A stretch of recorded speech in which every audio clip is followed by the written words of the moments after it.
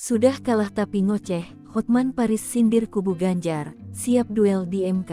Hotman Paris kini siap duel di sidang MK terkait gugatan kubu Anies dan Ganjar.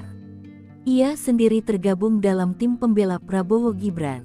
Lewat akun Instagram pribadinya, Hotman memposting foto bersama Yusril Iza Mahendra. Dalam foto itu, terlihat Hotman memakai rompi berwarna biru muda khas warna Prabowo Gibran. Caption itu menyatakan Hotman siap bertarung di MK, menuju MK untuk bertarung.